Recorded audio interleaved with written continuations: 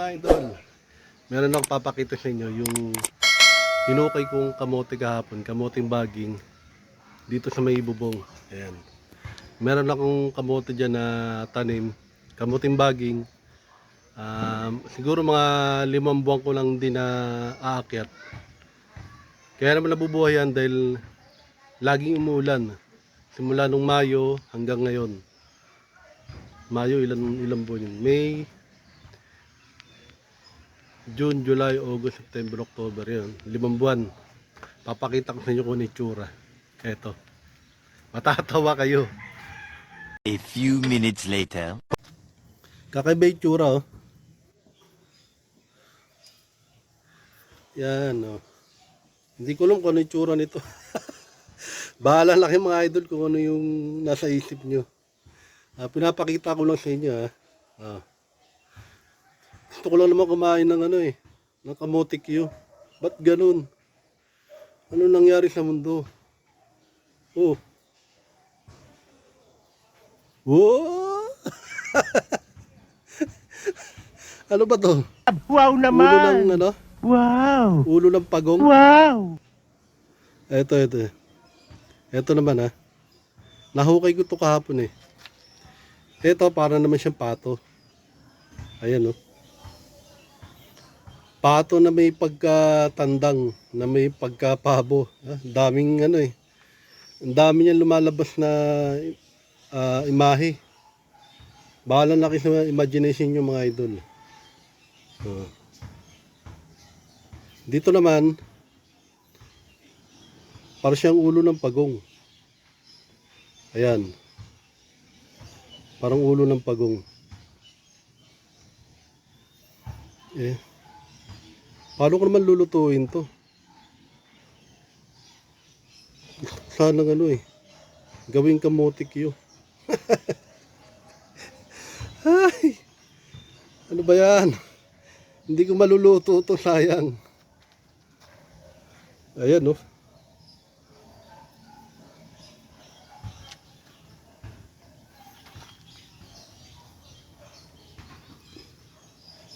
Ito po yung mga kasamaan niya. Yan. Kung makikita nyo, parang pinapasok na ng mga ng mga hayop dahil overdue na to, eh. Pero itong ibabaw niya pwede pa naman kainin yan, iprito. Tsaka ito yung pinaka perfect na na kasamaan nila. Kamoting baging po ito. Nakapagprito na ako kanina yan. Tapos yung pinanggalingan niya mamaya ipapakita ko sa inyo. Hindi ko na i-video dahil alam ko walang laman yung tinanim kong kamote dahil hindi ko naman naalagaan. Pero nagulat ako nung hinukay ko, nagtry ako. May mga laman pala. Hindi ko pa lahat hinukay, eh. Yan. Tingnan nyo, may mga tama na. Pero pwede pa naman ito iprito. Noong mga nakarang taon, hindi ko na ibibideo, wala pa naman ako YouTube. Ang lalaki idol ng mga nakukuha ko. Siguro ang mga ganito kahaba, 3 ulit. Ang haba niya. Imagine niyo mga idol, sa katsa lang nakatanim yan. Bumili ako sa bakery ng katsa para taniman ng kamuting baging. Mas maganda magtanim sa katsa, mga idol, kaysa sa container o yung mga plastic na container dahil hindi makahinga yung mga ugat nila. Pero sa katsa, nakakahinga yung mga ugat niya. Tsaka mga idol, pagka nagtanim kayo nito, yung lupa nyo, hahaluan nyo ng buhangin.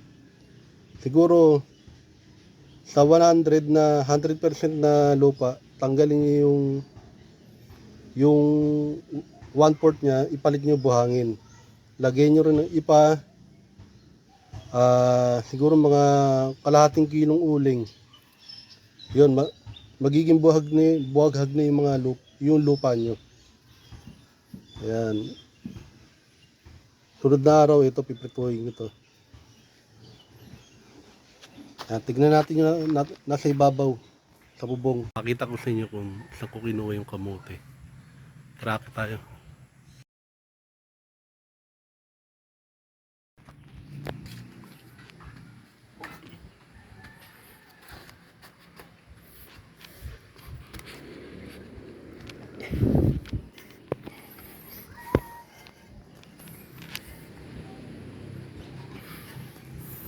Yan po yung taniman ko na napabayaan ko na. Ayan o. Ito yung pinagbukain natin. Ito pa. Yan. Yung ibang lalagyan walang laman.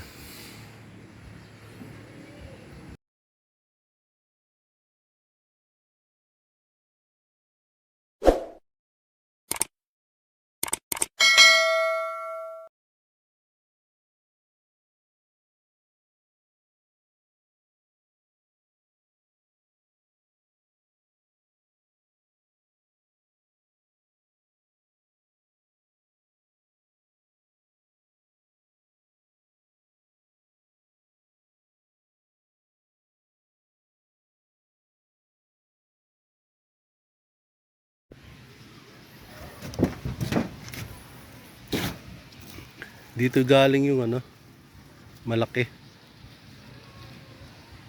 Ito lang kinuhanan ko to. Maliit lang yung nakuha ko. Dahil hindi ko naman naalagaan to eh. Ayan.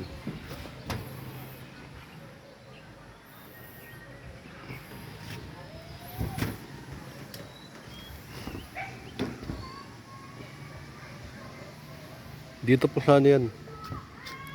Bubong ng second floor. Ito yung ilalim sampayan namin.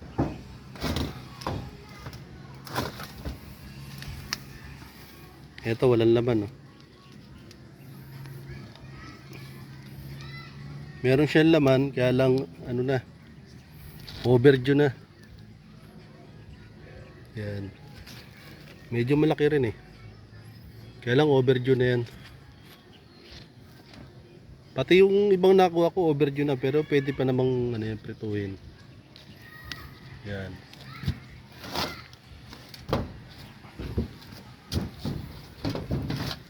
Ito rin. Tinubuan na ng mga kung ano-anong halaman. Ito hindi ko pa nabungkal yan.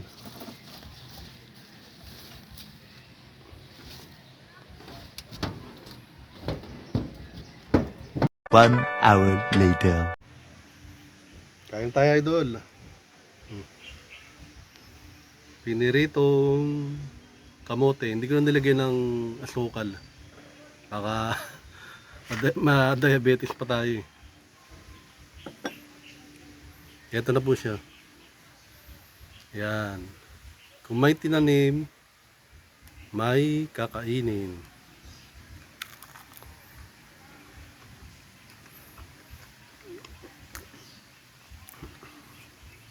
Hindi pa naman siya overdue.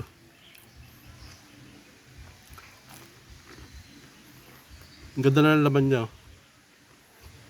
May puti, may violet.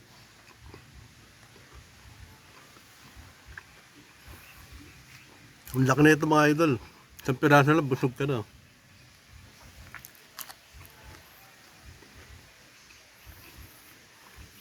Bali, matagal na ako nagtatanim dito sa bubong. Ayun. Diyan tayo galing sa bubong. Ito yung sampayan namin eh.